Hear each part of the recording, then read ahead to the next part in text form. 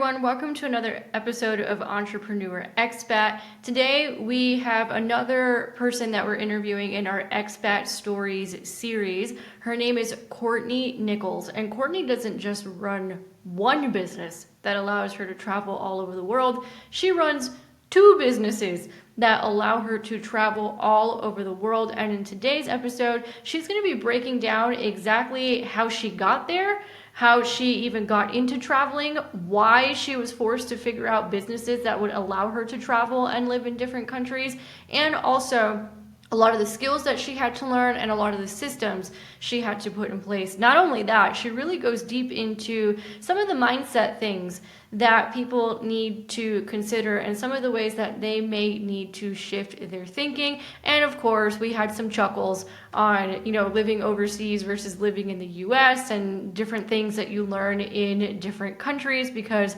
that's what always happens on these expat story interviews. So if you're interested in this kind of content, make sure to subscribe and hit the notification bell so you don't miss a single video that we have coming out on this channel. We have a lot more interviews coming your way, including people who built 7-figure businesses while traveling full time. And also we interviewed somebody who lives on a sailboat full time. So you're not going to want to miss these interviews at all. Make sure to subscribe and hit that notification bell. And if you are interested in learning how to make money online, then make sure to download our free Make Money from Anywhere guide below. In that guide, we're going to talk about 5 skills that can make you money from anywhere in the world and how to get started in those skills. Spoiler alert, 2 of those skills are sales and marketing, which you're going to hear Courtnie talk about a lot in this episode, and the importance of those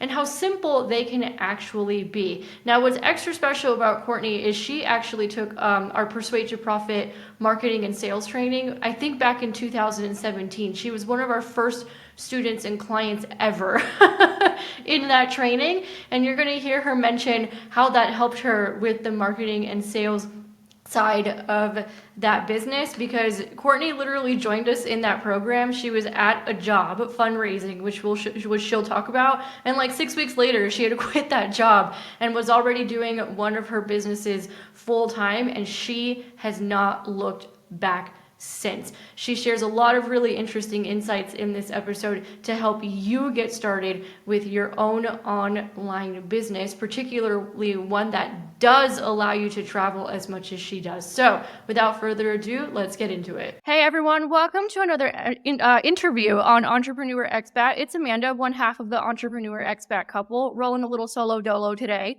with this interview. And I am here with one of actually my first ever sales training clients when I transitioned over to sales training many years ago, who has a very unique experience with this expat life and also traveling.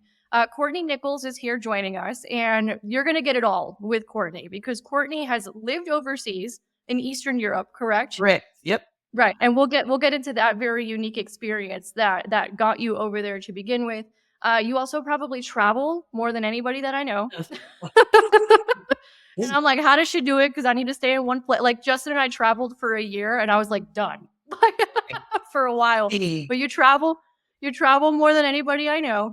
And then in addition to that, you've built 2 businesses that travel was a big part of that. So I think you kind of give like this whole package for people who either already have businesses and they want to go live overseas, or they just want to travel more often, or they want to build a business that allows them to travel. You're like the whole package, which is why you're here. Okay, so for people who don't know who you are, who is Courtnie Nichols? And actually, I don't know this part, right? Mhm. How did you get into traveling so much to begin with? Okay, so I always circle back to my husband, because he's like the thing that gets on my nerves and like has me flourish and start the business and do all this thing. So I'm married to a college basketball coach. So if I go a step further, or if I back up further, travel has always been a part of my life. My family, my grandmother introduced me and my cousins to travel when we were little. She wanted us to see things, do things outside of the small town that she grew up in. And kind of broaden her horizon. So I went to Italy and Greece in the summer times in high school. Like I had already been well traveled before I'd even got into college. Okay, so then fast forward back to my husband. He's a college basketball coach. So with that said, a lot of our lifestyle is like military. I'm like a military wife or like military to where we most recently we've been settled, but we moved 8 times in 16 years. And so the longest stint I've ever been anywhere was in Florida for 6 years. And now we actually live in Virginia. We don't live in Florida anymore. I didn't know So you'd moved to Virginia. Okay. yeah, Yeah, yeah, okay. moved there in Okay. 2021. So after COVID. But with that said, I was looking for something that was my own that I could do from anywhere in the world, probably just like your listeners are trying to do. I was like, if my husband says we have to move to Antarctica, how do I build something that is mine that I make a shit ton of money? Can we cuss on this? I don't know. Like, Absolutely. yeah, You know yeah. you I'm can like, cuss on our no, I podcast. still Yes. make tons of money doing what I want with the lifestyle that we had. So I got into traveling for actual flexibility, to be honest. Like I was looking for something that I could do. And so my travel advisor at the time was like, Courtney, you have the network, you would be great at this. I'm a millennial. I'm like, who even uses the travel? Like, why would I get into travel? Like, there's an app for that. I book my own stuff. I've got credit card point. Like it makes no sense. And from there, like floodgates opened up just of all this new world that I knew nothing about that I've been able to leverage to build my actual business. So what I'm hearing is lifestyle design, which is big. On Big. this particular channel, lifestyle design is number one because on this channel, everybody values quality of life and adventure, but also making money in a way that doesn't drive them nuts and allows them to have the quality of life and adventure. But correct me if I'm wrong. If I remember correctly, you lived in Eastern Europe for a while because of your husband, right? Yes. Because he was he was playing Like basketball or something. professional basketball. Yeah, we lived in Hungary, like a little small village town of punks about an hour from Budapest. Um, Hmm. So I literally just did anything and everything. So at that time, I didn't have a job. I was actually taking my master's all online. And so when I wasn't studying for school, I would get out and take the card and go places, get on the train to be in. Like when you're in Europe, it's not like being in the United States where you can go and you can hit different countries and people are a lot more well traveled and they're seeing different places. You can hop over and then come back versus like when you're in the States, it's like, oh, I didn't leave this state for 2 months. Yeah, everything's really far away in Yeah. the US. Yeah, or not easy to get to unless you're in certain cities. But for the most part, yes. One of the things that a lot of our guests mention, because we've had guests who travel full time, or we've had guests who live in Europe, or we've had guests who live in Latin America, trying to get Southeast Asia, some guests, but like time zones. Yeah. Time zones is an issue Mhm. with that one. But one of the first things that they mention is when they go back to the US for the first time after having lived overseas for a while, that's actually one of the first things they notice is how in the US you need a freaking car for everything. Yeah.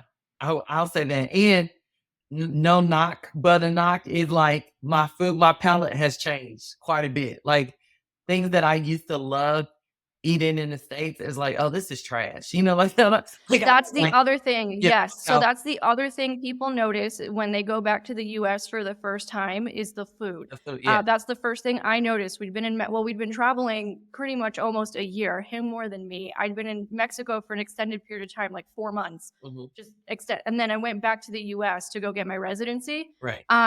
for Mexico. And literally the first thing I noticed was like, oh, the food here is trash. Yeah. Like because and all our guests have said the same thing when they go back to the US for the first time. The first thing they notice is the food doesn't taste like food I'm like, I in the can't. US. Yeah. Well, yeah, I'm like, no way. I would say Yeah. I agree. That was the biggest thing.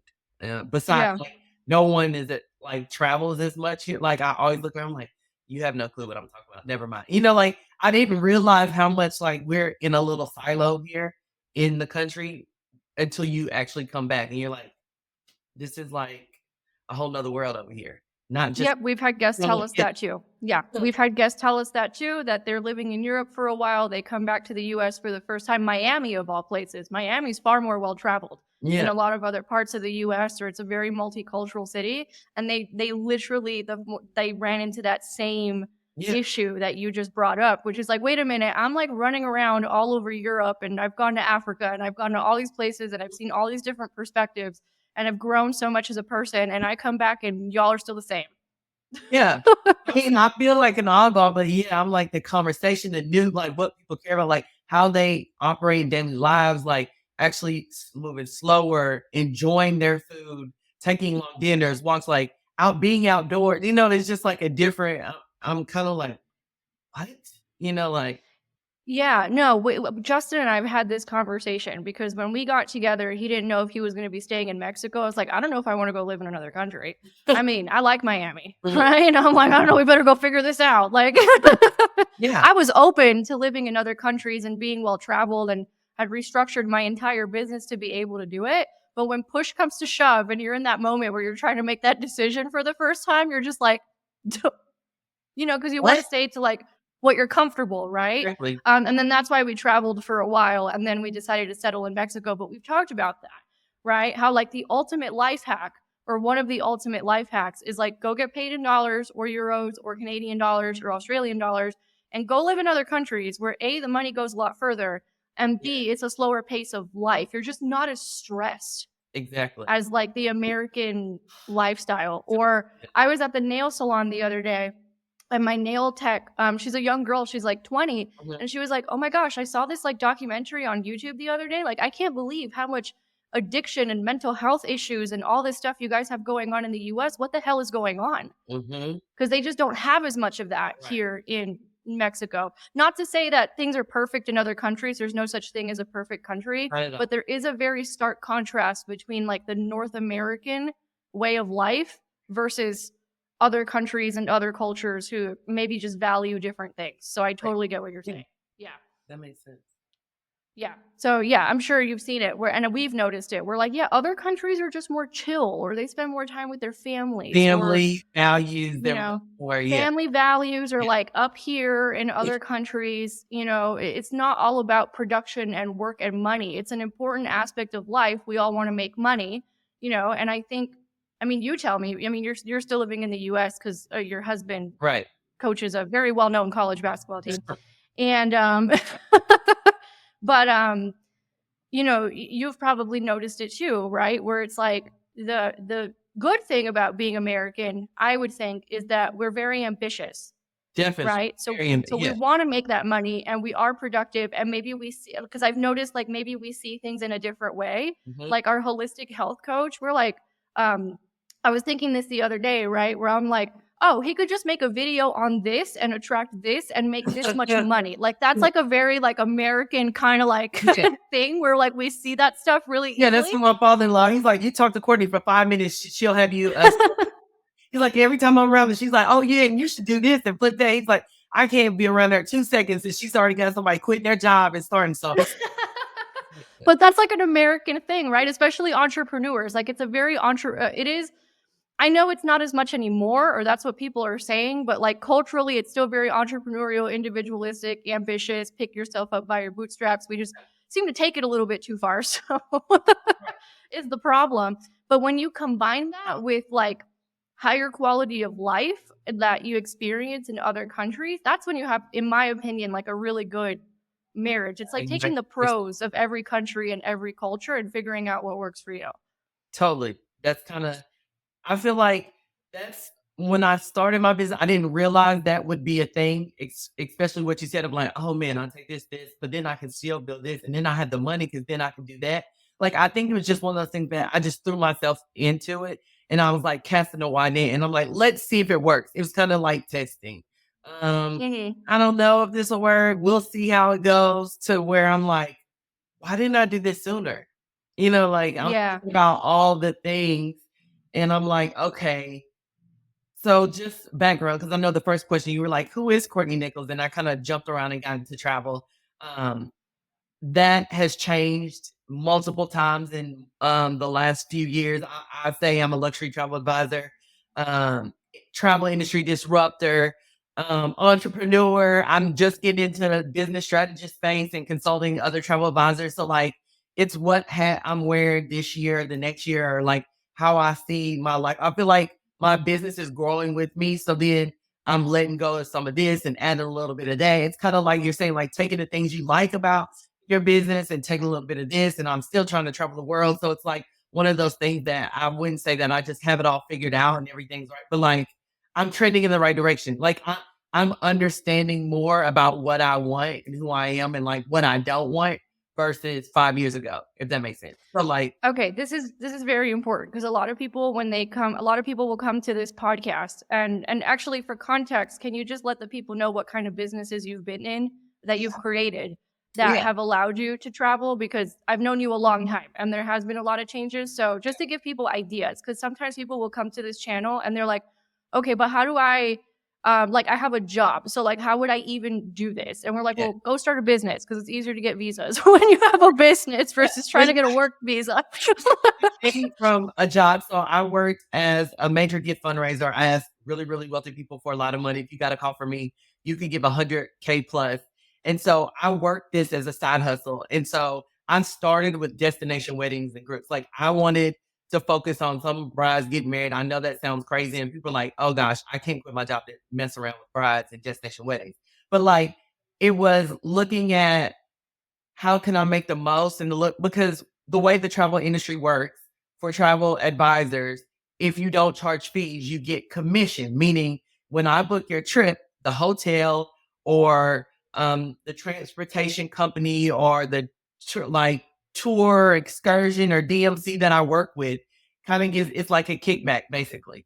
And so when you think about it, if I just plan one person's trip, and let's just say they stay in a hotel, it's $200 a night for a traditional, like let's just say the average commission is only 10%. You're so basically what I'm telling you guys, like you're broke because I mean, someone spends $1,000, even if they spend $5,000 on a trip and you're making 10% commission, how many of those trips do you have to do?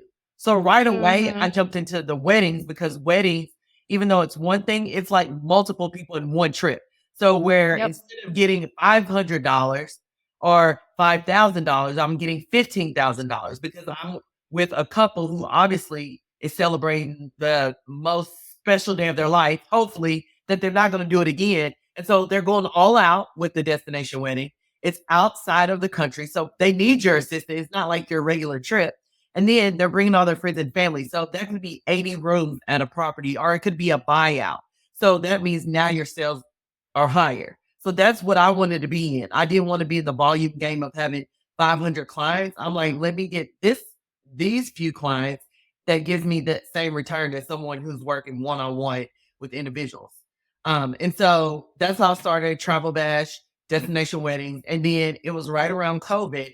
I was looking at it might have been a year before. I had people that were like, okay, I know you do destination weddings. We're already married or we're not getting married, but like we want to do a girlfriend's getaway, we want to do a birthday. And I would pick and choose certain things, but I'm like, you start getting like, I don't want to do another one of these. Like, am I just a regular travel agent these days? Like I don't even like it doesn't even register to me anymore. But at that time, I looked at my clientele, and it's probably like anyone's who own a business. There was 20% give me 80% input. So like the 20% was giving me the most of my income.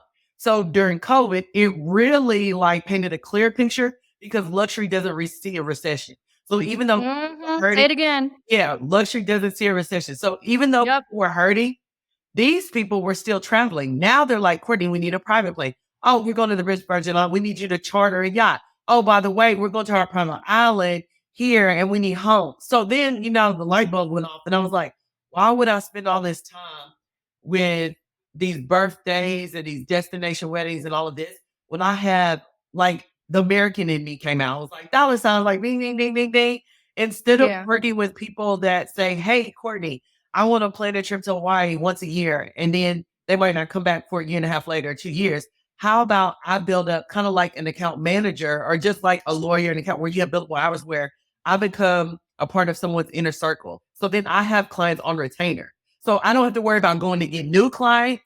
I have these clients. And the one thing about these clients are if you service them well, they will tell their friends. They'll tell their friends. It's almost like who cuts your grass? Who does your hair? All their kids go to the same school. They all live in the same neighborhood. Like it's almost this says more about what it says about them than what it says about me, if that makes sense. So like Mm-hmm. I capitalized during COVID on this clientele, went to the table and said, hey, this is what you've been doing with me. This is, we've been planning trips. I've been working with you the last couple of years. What would it look like for us to further our relationship? Like, let's get into return. Like, I would like to work with you exclusively.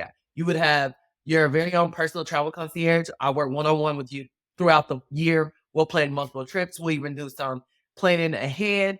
We'll make sure that wifey's happy on the anniversary. You told your mom you're going to take the family on a, multi-generational trip. Oh, you're going to Tokyo for business on the back end of that. What if we send your wife and two kids? So it's kind of like a lifestyle manager type of thing. So then I built up that.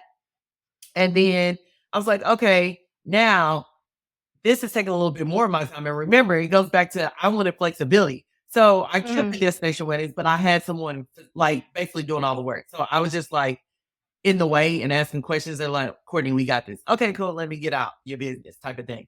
And so then I was like, I want to help other people do this. So I started speaking and doing workshops. And so now I've built up my Courtney Nichols brand and launching a business huddle for travel advisors, but I've been doing consulting. So like, it's almost like I'm also birthing a brand new business of here are the strategies that work. Like a lot of travel advisors, I always tell people, even if you get into this, you're like, yes, you can travel the world, you can do all of this, but no one wants zeros in their bank account. So what Mm-hmm. I found is travel advisors like the business acumen. So they can find you the swankiest hotels, the deals. They know when to get the passport. They know this one, they know that, but like they don't know how to run an actual business. So if you Yep. want to run a business, then you can be location independent. You know what I mean? Like it doesn't Oh, really I'm matter so glad you're how bringing this it- up. yeah. We literally have a video on this channel because, you focus specifically with the travel agents, and I've always been fascinated about how you think about things in a different way. And I'm like, well, yeah, that's why she could get, 100 grand when she was fundraising, Yeah. because you understand people and you think about things in a different way. But I'm glad that you're bringing this up because we literally have videos on this channel because, a lot of people think about the location independent lifestyle or the expat lifestyle or the digital nomad lifestyle. And normally, all you see is either, and I'm sure you've seen it, right? Like a bunch of travel influencers who got a bunch of free shit, but they aren't actually making any money. Yeah. I know you have thoughts on that. Yeah. Or you see, like we saw this when we were in Sayulita in Mexico last year, where like we had recurring revenue coming in. Maybe we were on 2 calls a week. Like our marketing was doing most of the work for us, so we could like explore and travel and figure out where the hell we were gonna stay for a while. Right. And we saw it like in the co-working spaces where it's like a lot of broke digital nomads Yeah. I basically, see that. because they don't. It's what you're saying. There's a lack of business Yeah. acumen. Like people know how to do stuff, but they don't know how to own stuff. Right. I always talk to people, even travel influencers that they haven't even capitalized off of their following, or they'll get in partnerships and I'll ask them what they're making or what are they charging. They're like, oh no, they're just letting me say it for free. That's a missed opportunity because you're Right. not leveraging, you don't know the value of your follow. You know what I mean? Like that's where the business acumen comes in. So I'm always telling people like if they're really trying to move overseas or they're trying to have like this freedom or that flexibility, you have to be able to bottle up what you know and then be able to sell it online. Like what people don't understand is a lot of travel advisors or a lot of my colleagues or my friends, they start their business within their network of people they know and a Mm-hmm. lot of referrals. I was actually different. My clients, and even still today for my destination wedding, not so much for my retainer model. It is now more referral based, but when I started, there were people I did not know. When I first started my business and getting destination weddings, the number one, I had 86% Google organic traffic because I could answer the question better than anyone else on Google. And majority of my clients had never met me. What they did was Mm-hmm. read my content and they began to know, like, and trust me. And then I got them on the sales call and obviously went through your training. And just like I told Justin, just like, you can't get off the call without a credit card because the man that said, like, hey, I can wait. Or when can we schedule up on the call? Like, if I get you on the call, I'm going to close you. So my thing is, what was the content that I put out into the world? Because I always tell people there's only really 4 ways to get leads. Like you're going to buy them through ads, you're going to borrow them using someone else's platform and all of that. Referrals, are you going to attract them? So content marketing is going to be big. So like you have to know how to run an online business, which is very different from someone that goes into a brick and mortar every day. Right. Or someone who's a freelancer, Yeah, right? or someone who's a freelancer. And I started as a freelancer and I had some location independence, but if you have an editor emailing you at like, I don't know, 2 a.m. your time because you're trapped, like it's a pain in the ass. Right. And I think that's what a lot of, at least in our space, there's a lot of like Google searches for digital nomad. I'm like, and we've done videos. Like I said, we're not trying to teach you how to be a digital nomad freelancer, where like you're working all the time and you can't even enjoy where you are. Right. We're teaching you how to like own an actual business where you sell things that don't necessarily require all your time to deliver, or you do have systems in place that are doing a lot of the work. Or in your case, you're hiring people because of your business model. That's the direction you need to move in. But you're like an owner, not a doer. When you're Correct. an owner, that's when you make money and have the time Yeah. to enjoy where you're at and can do it more easily. Like we're going to be done at 2 o'clock today and just go to the gym and go like relax, and make friends and then probably go out for dinner because we have set it up in a way where there's things working, whether we're working or not. Yeah. And that's the thing That people was don't my whole understand. goal. Yeah, that was my whole goal when I was like, okay, because again, if we circle back, like originally it was like I need the flexibility because I traveled all the Yeah. time with my husband. I mean, he lived overseas, even as a college basketball coach. Like, I didn't want to miss a game when they said they were going. Like last year, we were in Tokyo. Of course, I'm going. Matter of fact, I'm going a week early so I can do some, site inspections, meet with some GMs, schmooze, and all that, and then I'll meet you. Nico. Like, I like my lifestyle. I love my lifestyle. So like I wasn't going to like sacrifice that for just a job or just to like, to be an employee of my business, basically, like a slave to it. I don't want to work 100 hours. Like, I don't like this is where me and my husband, we always get in arguments. He believes in working hard. I don't believe in working hard. Like, he's like, I work hard. Okay, so what? Who cares? Like, working hard means absolutely nothing. There's a lot of people that work hard and they're still broke. Like, I don't want to work hard.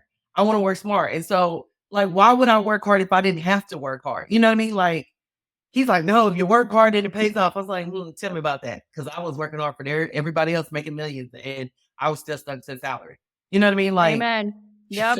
at the end Yep. of the day, like it doesn't matter. But when you work for yourself and actually put things in place and then you get people involved or systems or technology and all of that, it just changes your whole like mind frame of like what's possible for you.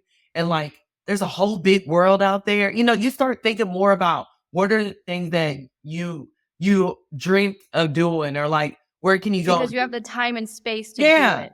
And then Yeah. that's where like innovation. I was just talking to someone on my team, like to have free time to think about like just to dream and think about like where I could take this or like what's the next best step for me because I'm not in the day. They're like, oh my gosh, I got a client, I got to move here. Like just the freedom to like take 30 minutes and read. That was my goal. Like last year, like I'm going to read this many books. But how many people just have time to go and sit down and flop on the couch and just like read their book and not have to Actually, work? one of our clients, in our effortless sales engine program where we teach a lot of the automations and we just give it to people, that's literally one of our clients that she goes, I'm looking forward to the fact that now I have time to actually sit down and read a book. Yeah. Because to your point, most business owners, especially once they hit six figures, especially like there's hustle to get to six figures. That's fine. Right. But eventually you have to turn the hustle into building. And that's a different mindset. And that's the working smart versus hard piece of it, and that's the part that people really struggle with because they've been conditioned their whole lives that it needs to be hard. Yeah, because they're employee. Like they're used to the employee mentality of like, if you do this, you'll get rewarded with that extra bonus or that extra pay raise or this new position. Like if you do these things, then it's just like when I was growing up, it's like you go to school, you get a degree, you get a good job, you retire one day. Says no one ever. Like, obviously my Yeah. grandparents, that made sense and understanding, but also like I always tell people, I'm a Black girl. Like, I'm out here trying to have generational wealth. I'm trying to leave the traumas. Like, they were in survival mode, and there was a reason why they had to be in survival mode. But because they were in survival mode, they've allowed me to be in thriving mode. So that's a different mindset or switching gears. I don't have to worry about like money don't grow on trees. They did, but I don't have to. They already did that for me. So to me, it'd be selfish for me to sit here and not share with the world and make as much money as possible because I have no freaking excuses. Like it's so much easier for me than when I look at my grandmother, even my father, like my ancestors and all the things they went through, like I can't complain. Like I have everything to my ex. Like there's no reason why I can't do anything I don't put my mind to, if that makes sense. Only Right, me, and like with I'm the only everything person that's holding myself back, if that makes sense. yeah, Justin and I have a similar mentality because my family fled communism from Cuba. His family fled communism from the USSR. So we have like a similar thing where it's like, no, our parents like struggled, right? And grandparents to start over in a new country where they didn't even speak the language so that it could be easier. Like we have a golden opportunity. Like, and I was having this conversation at the nail salon here in Mexico the other day too, where a lot of they were like, why not Mexicans? Why are Americans like struggling so much with the mental health and the drugs? Like other countries look at that and they're like, what the fuck is going on over there? Yeah, And I'm like, Americans look at it and we're like, what the fuck is going on over there? And I'm like, honestly, because I don't know if most Americans know what it's like to actually struggle. yeah, I don't. Right? Yeah. Yeah. Look, I'm Not not like gonna other lie. I countries. say that I struggle and I have no clue. Like my husband just called Yeah. me. Yeah, my husband called me school yesterday night. I'm like, maybe it is, like I'm like certain groups, sure, but like the United States as a whole, right? I don't think most know what it's like to have to struggle or meet life head on or have to make really excruciatingly difficult decisions like other people in the rest of the world have. yeah, So Americans have become kind of mentally weak. yeah. I always say it.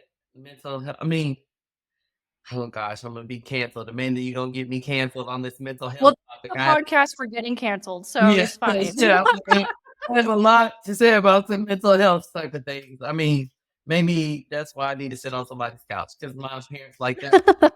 That wasn't a thing. No, but I mean, like that wasn't a thing. I understand now, like especially when I look at my husband's job and like the pressure and college basketball and people are just they're insane and the pressures of like winning and you're with like who would ever want their job to be winning games based on 17, 18, 19, 20 year olds putting the ball in the basket. Like that has to be the worst job in America besides a truck driver. So like when I tell him, leave that, let's go live freely, in Cape Town or Portugal or somewhere else. He just is like, she is crazy. But I'm like, there's a whole wide world, baby. And like he lived in Taiwan, played like he's very well traveled, but our mentalities on like what life should look like. I think he's still mm, very, the traditional values of like you work hard, you do this, and that's just part of but when I see the stress build up, I don't want that. Like that's my whole reason why I built my business. Like I don't want to be like beholden to like, you gotta do this, like, one game over, you're gonna lose a job, like, yeah, you get paid but well, but there's a lot with that. yeah, and it's not just, basketball. I mean, we have a client now who joined us in one of our programs. She works for a corporate company in the US, but she, like you, built up a lot of content on the side and now she's getting a ton of leads and needs to figure out what to do with them. So we're helping her with that. And, 2 weeks ago, she sent me an email and she's like, my job has me like up to here. I am very stressed out. I've only seen my husband and kids for a few minutes this week. And Yeah. I'm like, yeah, that's why Americans are stressed out as hell because that's unsustainable. Yeah. And I feel like the bar keeps, you know, it gets higher and higher, like the finish line keeps getting long, It keeps moving. The goalpost keeps moving, yeah, moving. keep moving, Yeah. moving.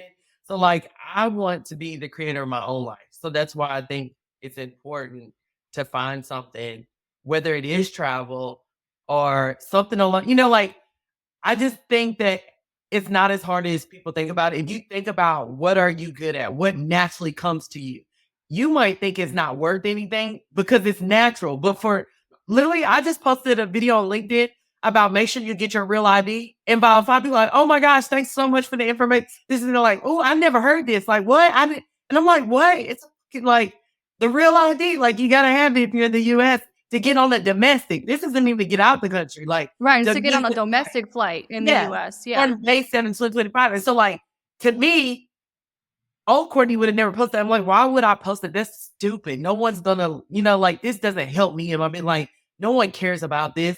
But nobody, you just said I'm one of the people that trouble the most that like, so for me, things that seem that like, duh, everybody should know, why don't you have global leaders? Like, who wouldn't have CSA pre-check? Like just simple things are not simple for other people. They're not as much of they Okay. to them. Yes. Let's talk about that. Hold on. Because this comes up a lot.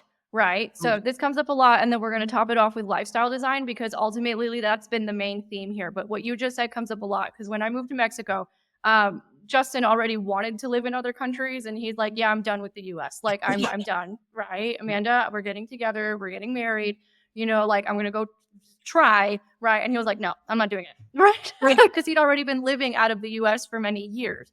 Okay, yeah. Um, so he was like, I'm not doing it because it's almost a decade he'd been living out of the US already. And I'm like, and I was up for it, right? And he's Right. like, you were down. Like you had Oh, trouble leaving, yeah. right? He's like, you had trouble leaving your family because of the whole like Latin thing where you guys are super attached and stuff like that. But like you were down like to be like, yeah, let's go to Mexico, let's travel. I'll like fight. I guess I'm a little bit more like your husband, where like I'll fight a little bit at Yeah. first, but like deep down inside, I really do want to do it. Where he's like, yeah, you need to go get your residency from Mexico because they're really tightening up the restrictions on Americans because Americans and Canadians are fleeing Yeah. the United States and Canada and going to Mexico for lots of reasons. But he's like, you need to go get your residency. I was like, do I really need to? Like, I'm like your husband. I like put up a fight, and then I realize he's completely correct in his assessment. And now my best friend sent me a TikTok a couple days ago where she's like, "Did you see this thing that Mexico's deporting Americans overstaying their tourist visas?" And I'm like, "Okay, Justin, you were right. Like, Right. I gotta go. you were right. Mexico's cracking down like on immigration from everywhere because like that's a whole other thing." But the point being, like, I'm probably a little bit more like your husband, Mhm. right? I'm more like the stabilizer, and then Yeah. he's like super high driver, where he's like, "No, we're gonna get a residency in Mexico. Now we're on the path for a second citizenship, right? And then like in 5 years, we'll probably be in Southeast Asia, and we'll go try that out. So then we Right. have to rearrange the businesses to be able to do that because ain't nobody going to be on calls at 1 a.m. our time, and redesign it or whatever." But people see that and they're like, "Oh my God, Amanda, you just like literally packed your shit with a suitcase and a half and just like left. You're so brave. Yeah, I get You're that. so brave. You're so courageous. How did you do it?" And I thought it was, or the other thing I get, they're like, "Amanda, can you get what you need in Mexico?" And I'm like, I could walk to Yes. fucking Walmart. Like, Walmart. Yeah, I was gonna say when I was in America, I was like, did they stop building Walmarts? Because I was in a Walmart and threw some stuff in the ground. Like, no, I mean, like, but that's what people think, right? They're like, "Can you find what you need?" I'm like, not all of Mexico is a border desert town. Like, it's not how it right, works. But anyway, I'm like, I can go to Walmart. Like, our gym is in one of those all inclusive, living, co right. working, co living things, which are now starting to pop up here. But anyway, my point being, a lot of people are like, "You're so brave. You're so courageous. That's so hard. I could never do that." And the thing is that it had never crossed my mind that it was actually that hard. Yeah, me neither. Yeah, I mean, I think it's because my experience of traveling a lot when I was younger and then living with deer, like when I moved to Hungary, like I'm 20 years old. He could have told me we were going to like I don't know, India, like, and I would have went over there because I'm like, I'm 20, you're young, fun, dumb, like, oh, my boyfriend, like, I'm running across the country. So, like, it didn't matter where he said he was. I already knew I was coming. But then the lifestyle is what attracted me to that because it's like, oh, I can spend time with him. Like, we actually are not just glued to the phone or like stress of working, but it became easier. And then the more and more I traveled, it was just certain things that I'm like, oh, I'm gonna get my lounge access. I gotta get this. I got that. Like, oh, I know what to travel with my bag of my carry on. Like, and I don't travel with a bunch of ish. Like, I know I had friends come with me. I just got back from Colombia. They packed like they were staying for 10 years. I'm like, where are you going? We're going from here to here to here. Like, it's just It's a like very not American thing. here with all Yes. this shit on. The packing for 10 years is a You got very at home, American like thing. you should Yes. take care of like where are you going? I was like, you can wash clothes here. You can do that. Like less shit. We're about to be out and about. Like, don't take all of that stuff. So then I started thinking about it. It's like if they're thinking like this, other people are thinking about it. That's content. Like when you're thinking about, okay, I want to move somewhere, I want to do this. There's information that that no one else knows if you Mhm. really think about it. Or the general people might know, but like the people that are going to be your people have to see you as that expert. So again, it goes back to the LinkedIn post. I was like, I can't believe he's like, what? I hadn't even heard of this. And I'm like, a real idea. So it's just simple things that you're putting out to show. Cause it really isn't that hard to live overseas or even move there. Now, again, some of the paperwork or like getting your residency and all that can be a pain in the time but like actually living there. Like, I don't think anyone that moves misses home. Now, again, they might miss home because of family, but like, no one Right. says, oh man, I wish I could eat that Chick-fil-A today. What? You know what I mean? No one says, I No, we wish got I pollo pepe. We don't need Chick-fil-A. We yeah, got no pollo one pepe says, here. "Oh, Like, I'm gonna go to Taco Bell." You live in Mexico. Why you need Taco Bell? That's not even real. Like, you know what I mean? you want Like, to hear something funny though that Mexicans have told us, like that they have family over there? You want to know what they do? They're like, yeah, so we'll go to like the U.S. to visit our family, and then we keep hearing about this Taco Bell, so like we go to Taco Bell. and you're like, "What is this?" Yeah, Right? They're like, what is this? I'm like, yeah, I mean, yeah, don't do it. Yeah, and this is the thing: the people are wonderful. I've never been anywhere and felt afraid. I'm like, people are helpful, even though because there's this stigma to them, like, "Oh, you're American, you don't speak the language. They're gonna be rude to you." You're gonna be. I will say France is a little snappy, but they're not snappy because you're American. They're snappy with everybody and even each other, and they love a good protest. yeah, I mean, we had a lot of Mexicans snapping on us at us on TikTok, but like that's not. I mean, it's TikTok. It's like we're the cess of the world. Go Yeah, like yeah. hang out and just argue with strangers on the internet. That's not. No, That's well, not like your Mexicans in everyday life. general. You know, that's Yeah, not. I still everyday life. People are helpful. It's not everyday life. Like with Mexicans, it's like they'll meet you, and in 5 minutes, they're already inviting you out because they're very like warm and friendly. And that's the other thing. A lot of our guests noticed when they went back to the U.S. for the first time was how stressed out and rude everybody is because they're like go go go go go go go go. There's like no time to just chill, Mhm. right? And then everybody's very stressed out. That's another thing that people have noticed that when they go to other countries, France being an Yeah, I was exception like, "Look." to the rule, that people are very warm and very friendly and very helpful. And people are like, "Oh, aren't you scared about the crime in Mexico?" I was like, "I feared more for my life in You Los lived in Angeles Miami. than I Yeah, have like, ever." I always Yeah, I grew. First of all, I grew up in Miami. yeah, Second of all, I'm like, right, that's number one. And then number two, I feared more for my life in Los Angeles last year visiting family than I ever have anywhere in Mexico. yeah, I tell people that all the time because I grew up in St. Louis. So like at the time, I think it was top 10 murder capital, even though I didn't feel scared in St. Louis, but like when I travel, and I travel a lot alone because obviously my husband works and I'm working and I'm vacationing and I'm traveling. So like people are like, you go over there by yourself. Like, I mean, it's like a second date. I don't even think about it. You know, I get on the plane and I go. Like, I'm like, it's not like I'm just there by myself. Yeah, I'm traveling, but like I'm gonna go meet this person. And now like I have made friends there. So they're like, when you come back, we're going here, Barbara in Nairobi's like, hey, we went to the airport. We got somebody coming in. When you come back in, you know, you start meeting friends. I have a girl named Lindsay that lives in Tulum. Like you meet, you're like, okay, we gotta go to dinner, we gotta go here. Like it almost becomes like your whole community. I have big places. And even though I've gone to dinner, I've left with a friend or like end up joining someone. Or the next day, they're like, where are you going? You know, like, what are you doing? And I was like, don't be telling them where you going, what you're doing. I'm like, oh, no, it's fine. And then, you know, you're hanging out, you're going out to the bar, like, you're enjoying, and they're telling you about, which is great for my business of like those hidden gems. They're like, no, don't Yep. go to that cenote. Like, that's not the real, you know, go here. Or like, there's this guy in Jamaica that I will not do anything without him. And he took me to his family. Like I was just there in January, and then he's having cancer. And I was like, oh my gosh, like what happened? And he's telling me about his wife. I went to his house, like, and now anytime we go, he comes and gets us.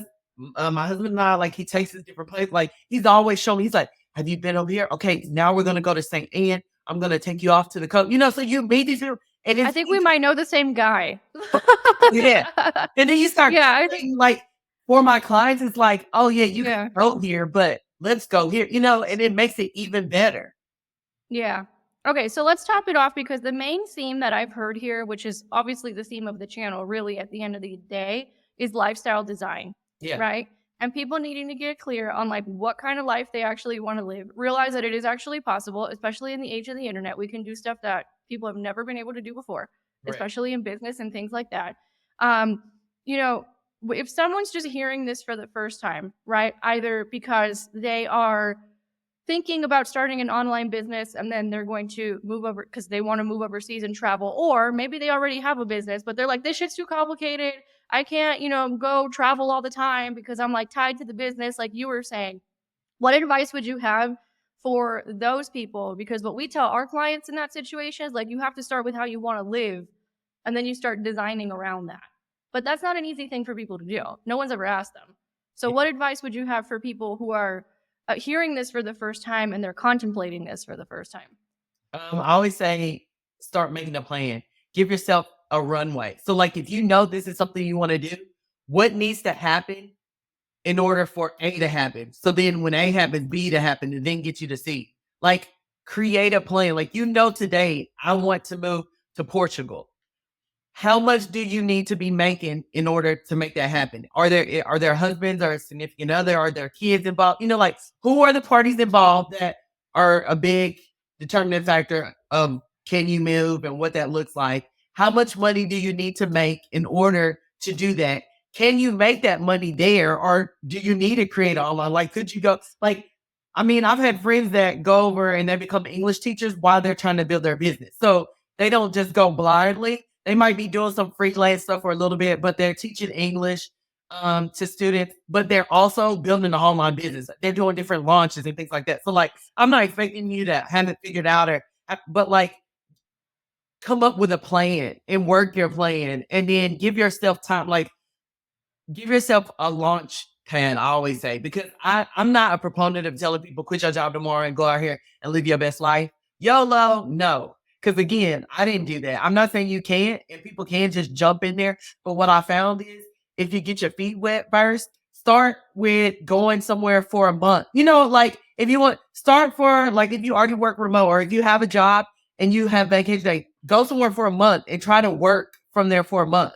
Okay, then next time, do 3 months. You know what I mean? Like, take some time. Don't just say, oh, I'm going to move tomorrow, and you're there until your visa then try to expire. If that makes sense. Test it out. Go somewhere different from where you live today. Let's just say, even if it isn't that ideal place that you want to live, go and visit different places first. Yes. Okay. Glad you brought that up too. Because sometimes we'll have conversations with people and they're like, well, I'm really like gung ho on this country. And I'm like, well, that's great. But they have a far more complicated residency and visa process than this country over here. So why don't you just start there? Right. You know what I mean? Right. Because they're very hell bent on like the one thing. And I'm like, I mean, that's great. But to your point, once you get into visas and residencies and tourist visas and all that stuff, like you can't always get what you want right away, basically. But, like Mexico is considered a soft landing for a lot of Americans and Canadians. It's like stop number one because the residency is still pretty straightforward for now. Y'all better move on that. I know you better know that national. They're getting stricter. Yeah, pledge. Or it's an easy flight if you need to go back to family, or if most of your clients are American, it's easy, right? So it's kind of like a good, this is just where I'm getting started, right? Or if I want to build a passport portfolio, this is a good place to get started versus like, let me go try and get a fucking residency in Spain, which is going to take forever, or it has to be this requirement or that requirement. Or does that make sense? So I'm glad that you're bringing that up because I think a lot of people get hell-bent on this is the one way it needs to be. And I'm like, no, Courtnie just brought up an excellent point, which is you can eventually get there. Yeah. But there's other things that you can do in the meantime to get started on your path there. Yeah. And I'm not saying everybody comes from money and they have this, but like there's certain countries like Antigua, Grenada, like if you buy a property there, it speeds up your path. Like, buying a home there, it like allows you to get citizenship. That doesn't mean you have to go there, but like that's another way. Like, oh, you already wanted an investment home here. Be strategic about where you're investing. Instead of getting your investment home in Florida at the beach, or somewhere in the south of France, think about somewhere where you could get a second residency and a plan B. Yes, exactly. Yes. Well, that's a whole. I mean, we got accountants. We're interviewing for this. Lawyers we're interviewing for this because that's a whole other topic on this podcast is investments, taxes, how you make your money, the U.S. taxes you wherever you are, which a lot of Americans don't know. That's a whole other thing. We'd be here forever. That's why we have to start a whole second podcast because of all the questions we were getting in the DMs, to your point about the content. Like, can you find what you need in Mexico? And I'm like, there's a fucking Walmart, but like, I can't be in the DMs with each of you answering these things. So let's just start another podcast to talk about it. Yeah.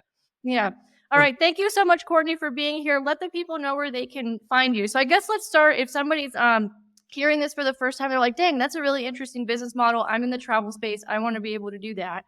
How about we start there? Where can they find you? CourtnieNichols.com. And my name is spelled differently thanks to my dad. It's Courtnie, Courtnie, no EYs, period, Nichols, NICHOLS.com. And then will they be able to find the other stuff about the destination weddings and all Yeah. that there? Okay, Yeah. great. So Yeah. CourtnieNichols.com. They can find it all there. They can find it All there. right.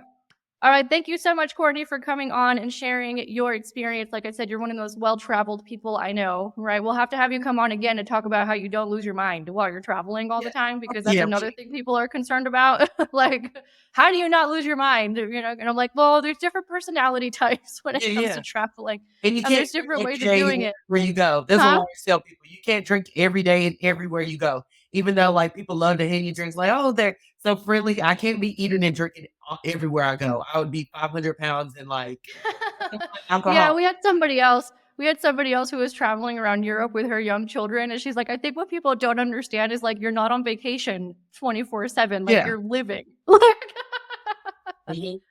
But people think it's a 24/7 vacation, and it's like, no, this is like a whole other thing.